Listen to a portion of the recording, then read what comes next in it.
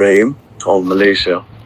And I think from the news releases or some of the material that has been produced for this meeting, the two main topics really were Myanmar and unilateral tariff schedules being imposed on the different countries, ASEAN member states.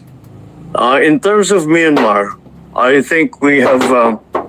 It's something that a couple of us actually, member states in ASEAN have been going to to ASEAN and saying what we tried to do was with the 5 points of consensus that was agreed with between ASEAN and Myanmar. Not only has that improved the situation, has it not improved the situation? If we are to be very pragmatic or clear-eyed is the term that I use about it, it's clear that in fact the situation has gotten worse. And therefore, it is very important, it is critical to realize that, to recognize that, and to try something different.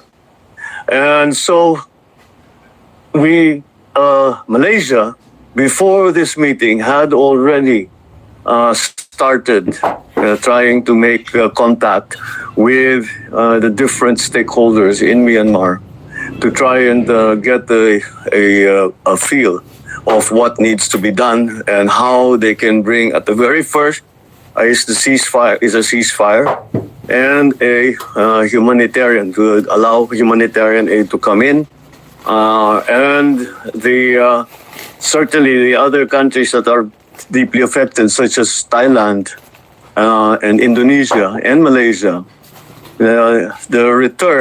the identification and return of the refugees who ran to their countries when the war started.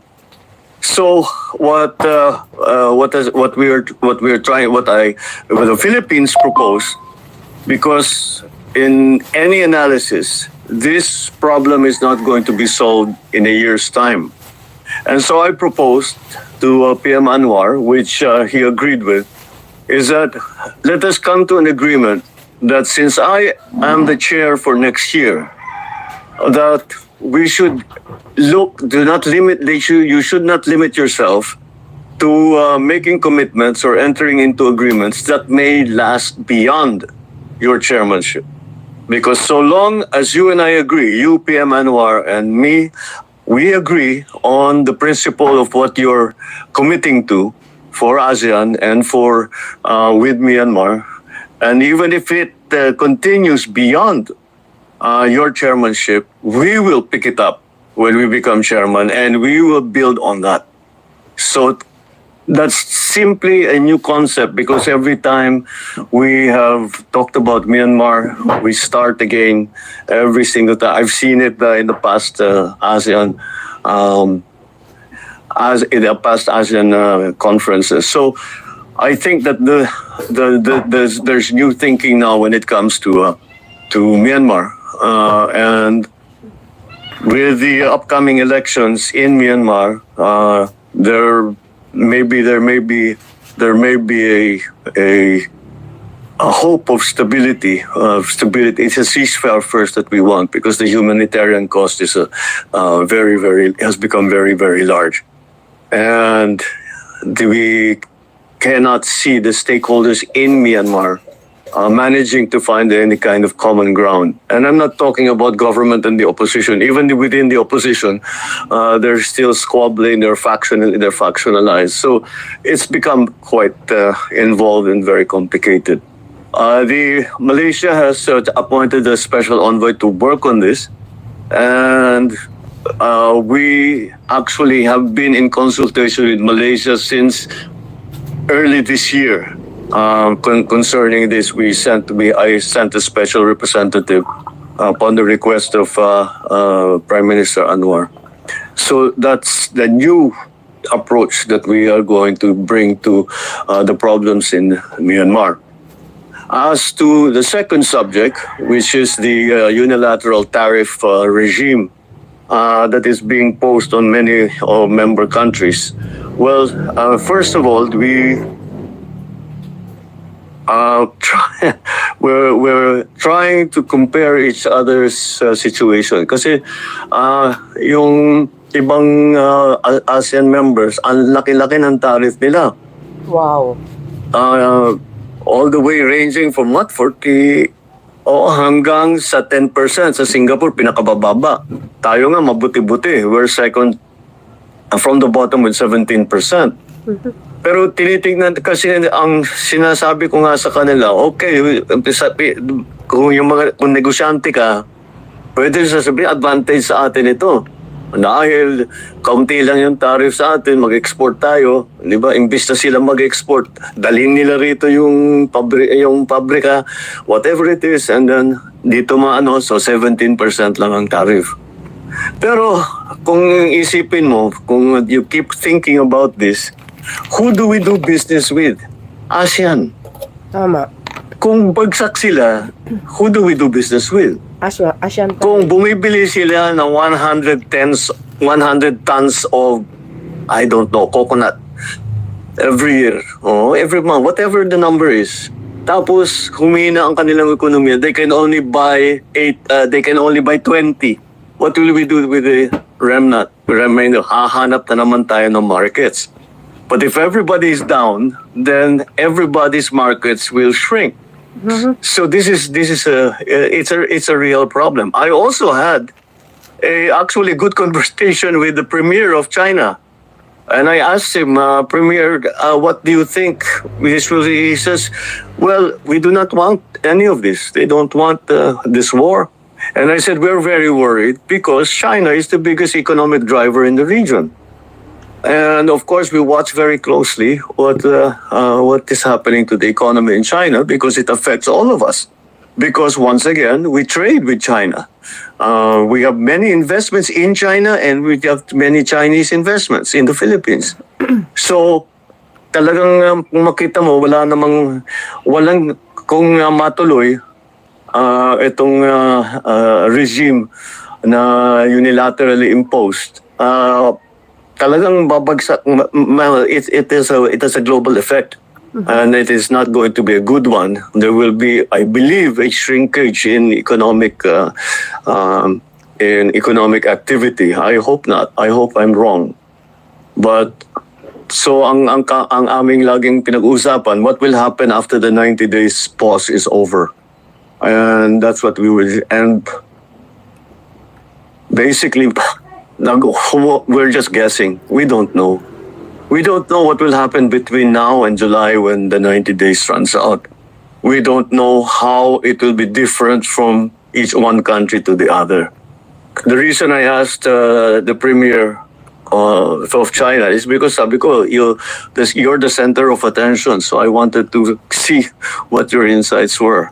But we are in agreement, and I in the side discussions, it was not in open session, but in the side discussions, I was telling the other leaders, I said, what we have to recognize is that kahit ano pang nangyari, kahit ibalik, bura lahat, rewind lahat, back to what it was in January.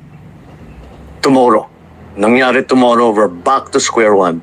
Tungkol sa tariff, meron ng permanent effect na hindi na mawawala. May effect nung pag-impose ng tariff schedule na hindi na mawawala. Nandyan na. Just the risk assessment for any businesses and any investment is changed now. Because this can happen. Pwede palang mangyari ito. So yung risk assessment magbabago. So I was telling all the others, what we have to do is to identify what those changes are going to be. Is it damaging, or is it to our advantage, or is it something that we can maximize? And that's how we need to adjust. Because whatever else happens, this will change, this is changing, this will change, this has changed.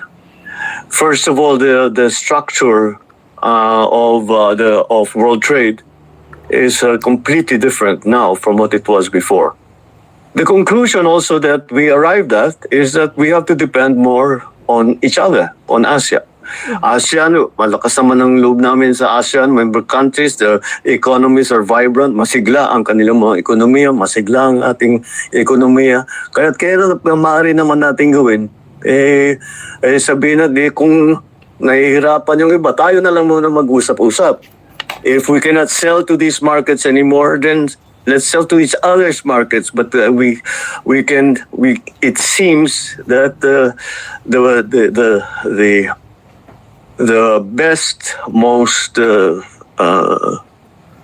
solid way forward is to be a reliable partner for each other in ASEAN, and it's impossible for anyone to disagree because that's the obvious answer. So that's more or less what we did on those two subjects. The other feature that we didn't have in previous ASEAN meetings was the GCC, which I think is a very, very good idea. Plus the GCC China trilateral meeting. If you put these groups together, just start with the GCC and ASEAN, you put that together, that is a very important economic bloc. And if we come to a good arrangement, then that will be a rival to any kind of economic bloc anywhere in the world. And that is well recognized. Of course, as they say, the devil's in the details, so that has to be worked out. Each country has a different approach. Each country has a different context in different situation that they have to work within. So that's something, but conceptually anyway, in terms of principle, we all agreed on that. And the same thing applies with the trilateral with GCC and China and ASEAN. Talagang pag pinagsama mo lahat yan, this is a very large part of the world population and certainly a very large part of the world's wealth and economic activity and growing economic activity, energetic economic activity. So that I think was a very good initiative by PM Anwar, and I think I'm even if we do not, kahit na hindi tayo makabuo ng agreement ASEAN GCC, this is a big opportunity for member countries of GCC, member countries of ASEAN to interact and to find ways to find some things to do. The same thing with China. So I think it is also in response again to the instabilities that we all are worried about on the global economy. You're trying to strengthen different groups instead of talking only about the EU, only talking about the United States or North America. We now have to think about other places that will develop their own markets that we can invest in, that can invest in us, that we can trade with, and that's pretty much that's pretty much a quick thumbnail sketch of all the things that we spoke about. Of course, there were all the bilaterals, which, as you know, are usually very productive, and we had a few of them. I just came out of one with the Crown Prince of Kuwait. So again, those bilateral contacts are very, very important, and we of course continue to encourage that. We spoke with both Thailand and Cambodia about opening up access to their markets for certain Philippine products, and we spoke now with Kuwait about the interaction between the Philippines and Kuwait and how they would like to, how grateful they are for the contribution that our OFWs have done to the development of their country. And they have been very kind to us. And so, although this is more or less what happened in the past couple of days. Hi sir, good evening. Sir, kanina nabanggit po ni Minda Secretary Tereso yung about po sa 300 million from the ADB. 400 million po, sorry. Sir, gaano kalaking bagay po ito sa development po ng Mindanao? Oh, malaki. Malaki. At ang ADB, this was part of the BIM-PIAGA discussion. At the ADB made commitments as it has always done, because ADB is really our counselor when it comes to the BIM-PIAGA projects. $400 million as we put together with the downstream effects of that. And the reason that the ADB, because we can see that there will be very advantageous downstream effects to that, is a big deal. Especially Mindanao actually is I think if we are going to shepherd it and to help it be as successful and do everything we can to make BARM successful. Wow. Galing. We always talk about land of promise that we never were able to see the promise of. I think there's a chance now that we will, because there's no more fight. There's no more fighting. Well, there's some criminality, but it's not the large scale fighting like we had during the secessionist war. So malaki ang ano ko sa malaki ang kumpiyansa ko sa pagbulusok ng Mindanao. And ADB has always been there, but also OIC, the Organization of Islamic Countries, Malaysia has always been very Japan has always been very present. ADB has always been very present.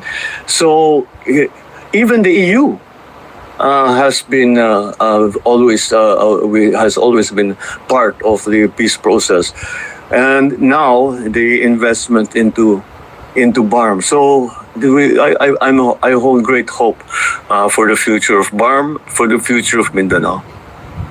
So one more lang po. So during your intervention sa plenary session po, nabanggit niyo po yung pag-push sa Code of Conduct sa South China Sea. Push na? Ng Code of Conduct po sa South China. I always push the Code of Conduct.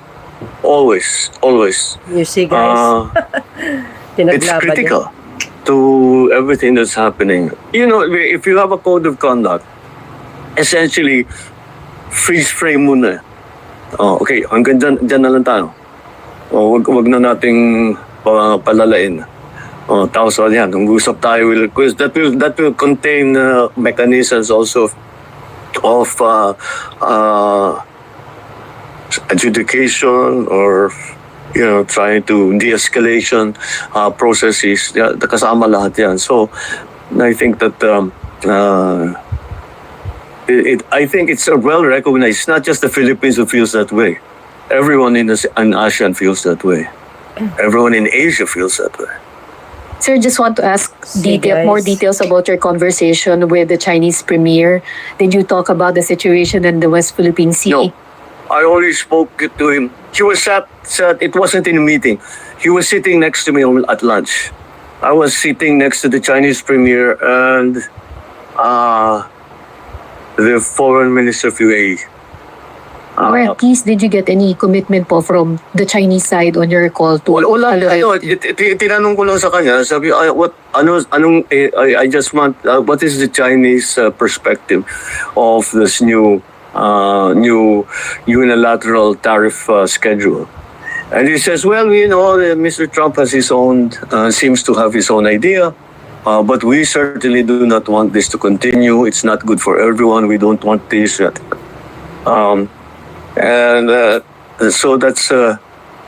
we were just walking along. Hindi kami nakaupo na nag-usap ng ganun. But I was very, very curious to get a little bit beyond the party line, because we've heard what China says on TV, dun sa mga nila. But to be able to get the chance to talk to the premier, I thought I was hoping to get in. Yun ganun din. I think, yes, you can see that it's sincere on their part that they do not want this. They do not want this to carry on. They want everything to be normalized. DILG Secretary John B. Grimulya yesterday said that nakapili na kayo ng bagong Chief PNP. Is it true? Kung totoo, Mr. President, sino po siya? General Torre. Actually, it's I like General Oh, Torre. God. It's the answer is more complicated than that. Aray. As ever. I would rather not Gusto ko use si this General Torre, forum Mr. to President. announce that. I think I should talk to them first because the official decision has not been made. They should hear it here. Whoever it is should hear about it first from me, not through the news. But yes, we're very clear on what we're going to do next. Wow. Clarify ko lang po, Mr. President, may napili na po kayo. May napili na po kayo. Kulit eh. Meron na po. Talking about peace and order, security, Mr. President, ano po yung magiging marching orders niyo doon sa bagong Chief PNP?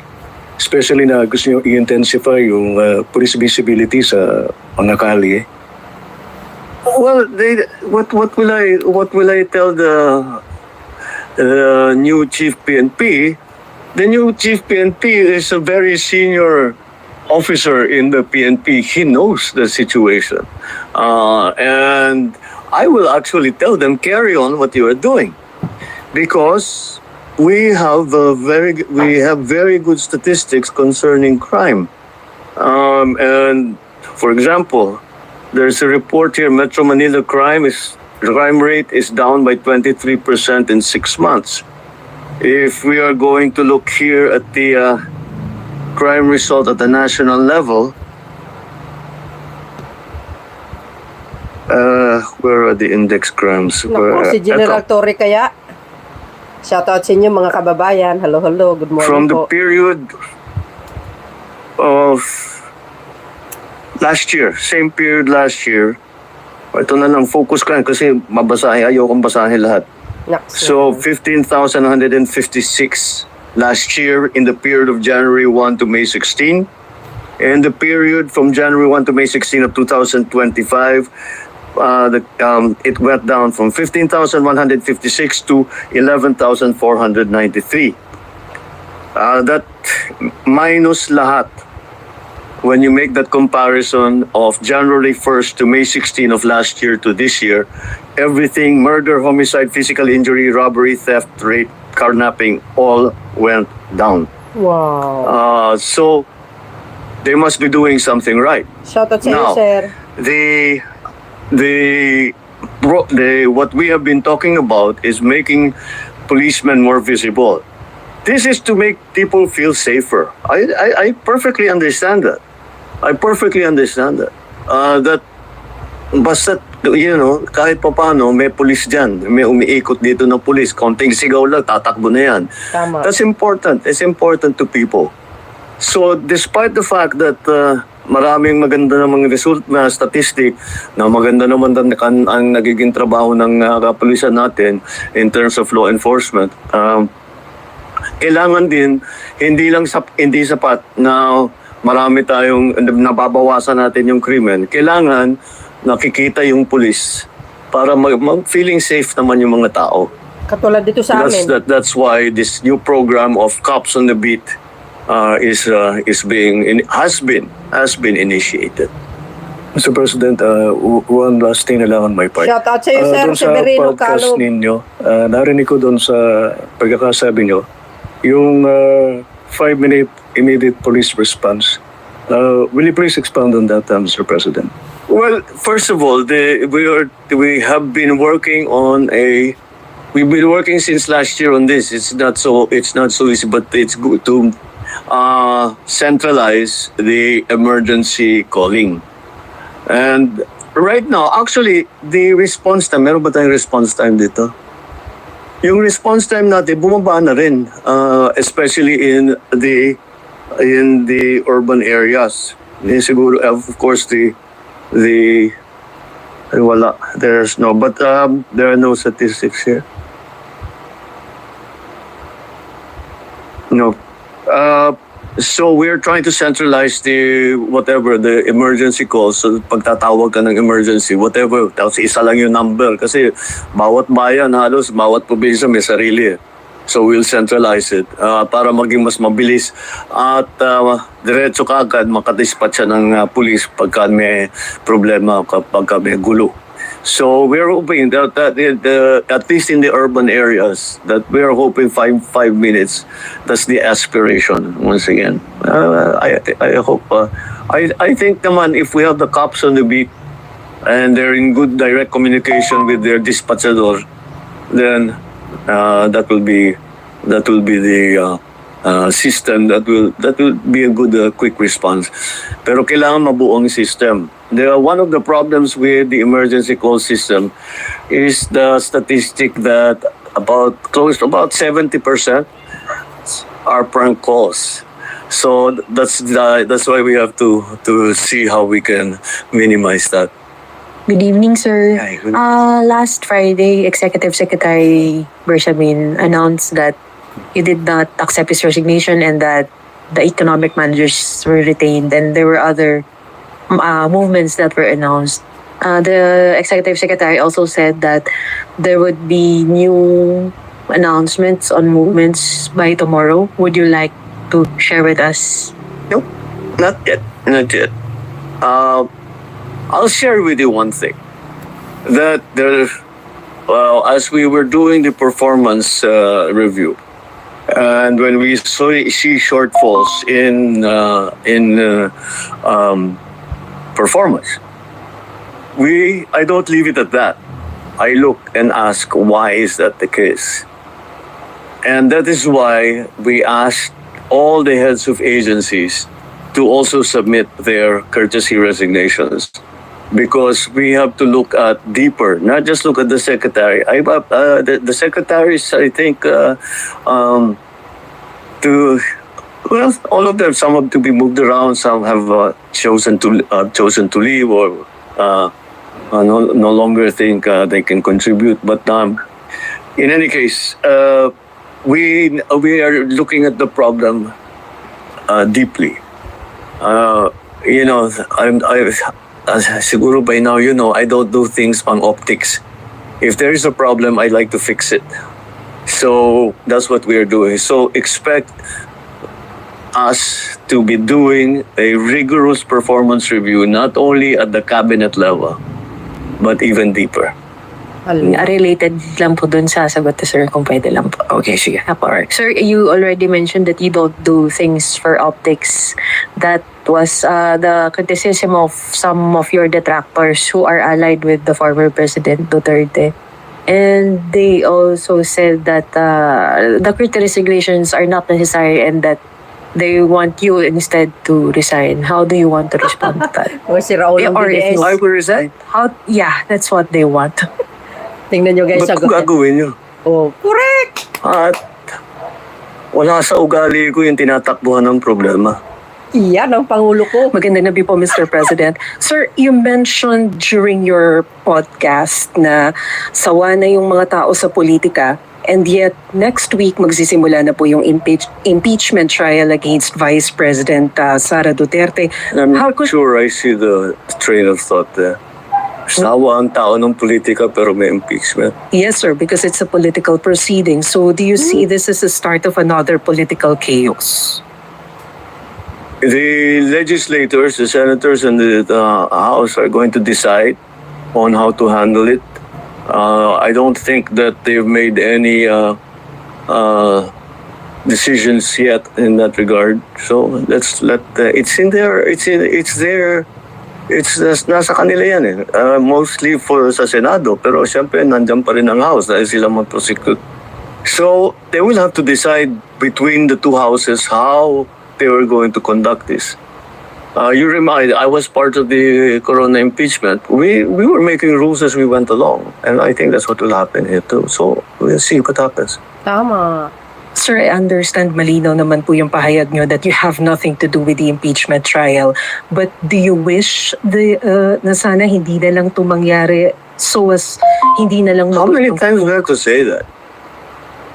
I didn't want impeachment. Lahat ng kakampi ko sa Kongreso hindi nag-file ng impeachment complaint.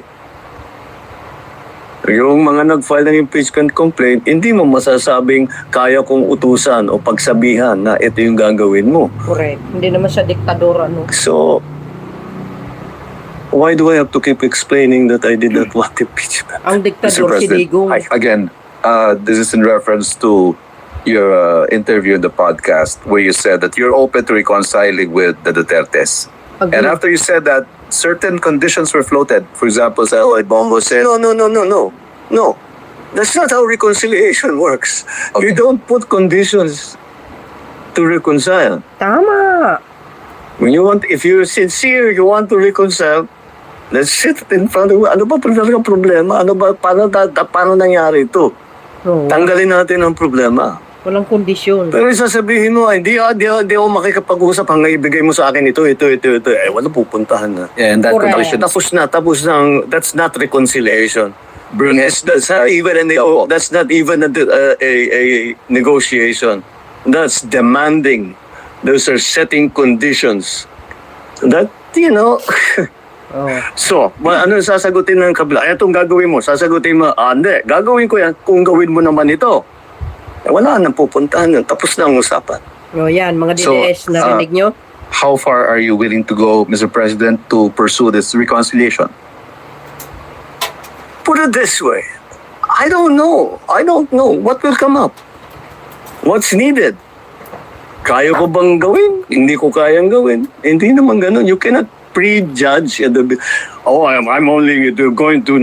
going to talk to them only this much. Hindi. Kailangan sinasabi ko nga, bukas ka eh. Oh, Kahit yan. anong sabihin mo, pakikinggan ko. Oh, you see? Kung talagang tapat ako na nais ko mag-reconcile, isipin ko lang, lahat ng hiningi mo, lahat ng hinanakit mo, kung kaya ko ayusin ko para tapos na to. Ayoko nga ng kaaway. Oo naman, kahit sino guys. Oh, narinig nyo Good mga evening po, DDS? Mr. President.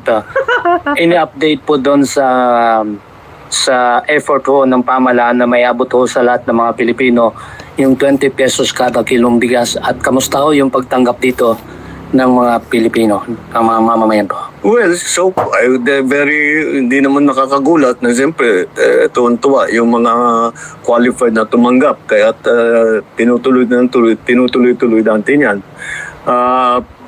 Yung mga nagsasabi, hindi, ano lang yan. Medyo,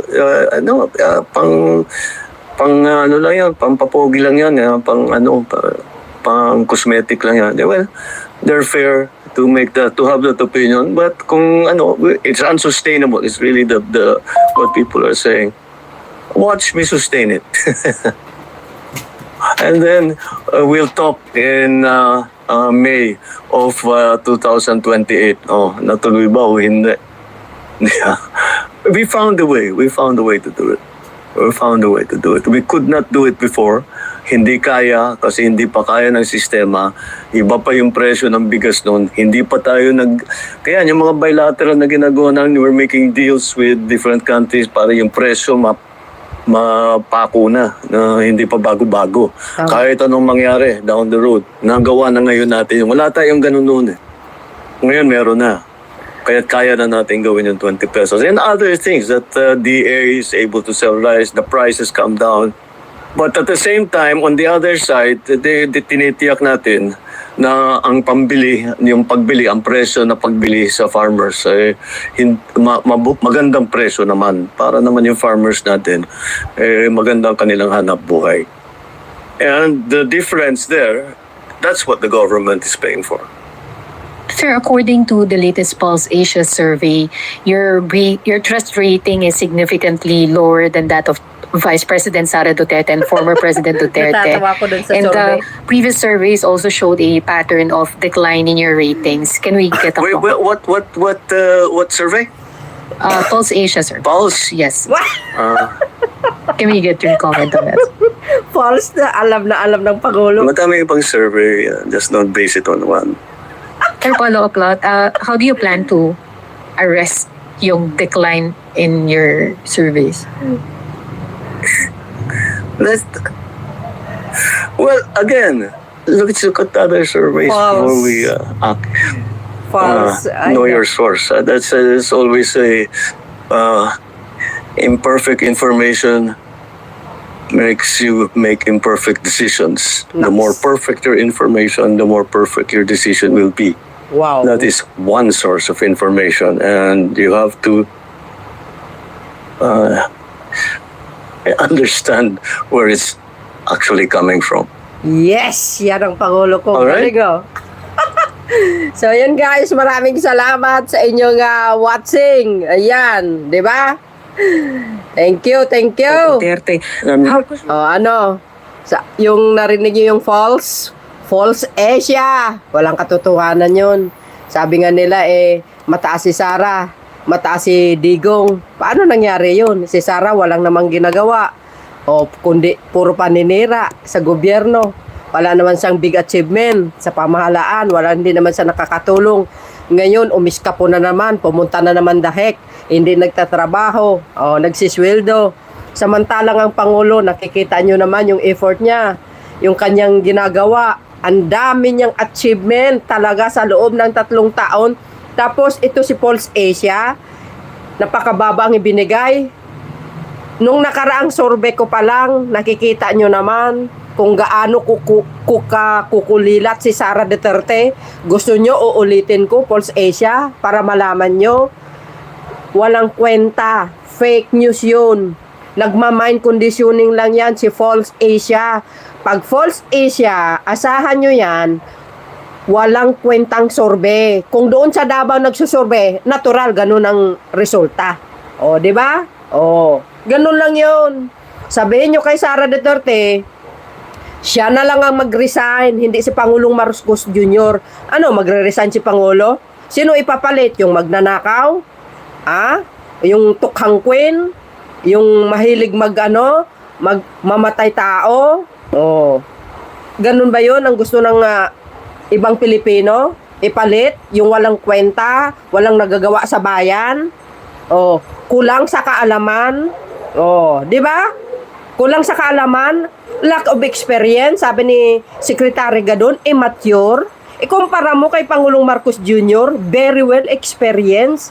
Mula congressman, gobernador, senador, ang dami pa. Sa panahon ng ama niya, nakakuha siya ng mga magandang experience kung paano mamuno. Tingnan nyo ngayon. Tingnan nyo ngayon. Kaya maraming inggit dyan kasi napakagaling ng utak niya, napakatalino. Magaling mamaraan, magsolusyon sa mga problema, madiskarte, maabilidad, lahat. Kaya nga sabi ko nahinayang ako dito sa Pangulo na ito. Mag-end ang kanyang termino. Napakabata niya pa, pwede pa siyang mamuno. Kung bibigyan pa ng mahabang ng years or term, 12 years, makita nyo ang magiging resulta ng bansang ito. Gaganda at gaganda. Baka magiging number 1 tayo. Magaling si Pangulong Marcos Jr. Sa totoo lang, hindi kay Marcos loyalist ako. Hindi yun. Nakikita ko sa kanyang galaw, sa kanyang strategiya ba, sa diskarte niya, nakikita ko talaga. Biro nyo, ang pinakagusto ko lang talaga sa kanya yung tanging bukod lang talaga siyang Pangulo na nagbabayad talaga ng utang every year. Itong nakaraan nga, pinos ko po lagi yan. No? Lahat ng mga gagandang programa niya, pinupos ko, hindi man 100% kasi isang katerba. Pinupos ko po yan dahil gusto ko ma-inform ang mamayang Pilipino. Hindi po ako naghahangad na may kapalit kasi suportado ko talaga ito Kasi ako mga kababayan, concerned din ako sa mamamayang Pilipino sa bansang ito. Kaya lahat ng lakad niya, lahat ng programa niya, pinupos ko yan. Ganon tayo ka-support sa Pangulo. Kaya sabi nyo kay Sara Duterte siya mag-resign. Hindi po si Pangulong Marcos Jr. Tanungin nyo muna ang 31 million kung papayag. Ay, hindi mangyayari yan. Gusto lang talaga nila manira. Nako, ito pa, pag-resign ninyo, kung saan pang naging maganda ang ekonomiya ng bansa, bumaba ang inflation, in fairness naman talaga, mga kababayan, sa palengke namin dito, makita nyo, bumaba talaga yung mga presyo ng bigas sa merkado, bukod pa yung 20. Hindi, totoo po yun, real talk po tayo. maginhawa po kami dito, peaceful po kami dito. Maraming pulis nagro-ronda every night. Hindi tulad nung panahon ni Digong, natatakot lumabas. Kasi nga, sabi ng iba, pag lumabas kami, baka barilin kami, pagkamalan kami ng ganito. Totoo yun. Nag-ooperate po ang mga iba dito na bumibili ng bawal na gamot. Akala mo parang bumili lang ng bitsin. Pero ngayon, wala. Napakamatiwasay ang lugar namin sa totoo lang. Masaya lahat ng mga tao dito nung si Pangulong Marcos Jr. ang umupo. Well, ako, wala akong masabi dito sa Pangulo na ito. Forever yan talaga. Oh. Sabi ni Sir Arlijo, ang tanong, kaya ba ni Pusit Tambalo? Hindi niya kaya yan, Sir Car Arlijo. Hindi niya kaya. Kasi sabi nga ni Sekretary ko, Gadon, kulang sa kaalaman. Immature po yun. Lack of experience. Kayo naman, makita natin ang kanyang pinagdaanan, di ba? Mayor lang, mga kababayan. Mayor lang. Dapat sa kanya, mag-aral pa. Kung ikumpara mo naman, comparison ko lang kay Speaker Martin, naku, malayo. As in malayo. Sobrang layo. Mas naisin ko pa si Speaker. Kasi si Speaker, if ever ito, ako lang, thinking ko lang, kung siya ang magiging next leader, malaki ang kampante ko, ang confident ko dyan kasi itong tao na ito, si Pangulong Marcos Jr., ang nasa likuran. Sa totoo lang, maniwala kayo sa akin sa hindi. Hindi niya po pabayaan yan. Hindi niya pabayaan yan si Speaker. Maniwala kayo man sa hindi. Sa totoo lang. So, yun guys, shout out sa inyo. Na imbier na lang ako doon sa sinabing resign. Sus, Mariosip. Kung kailan gumanda ang ekonomiya, ang daming proyekto ni Pangulo. Tapos sabihin mo mag-resign, tingnan mo, si Sara, mayroong nagawa ba? Wala. Ngayon, malapit-lapit na ang impeachment, kaya abangan po natin yan. So yun guys, maraming salamat sa inyong panunood. Abangan nyo ang mga magaganap programa ng ating mahal na Pangulo. I-uploads po natin yan. Basta importante, masaya tayo. Suportahan natin ang Pangulo hanggang sa dulo, hanggang kay Sandro, or sino man ang magiging next leader na itataas niya yung kamay. Suportahan po natin yan. Thank you guys. See you again. Bye. Yan babus. God bless Philippines.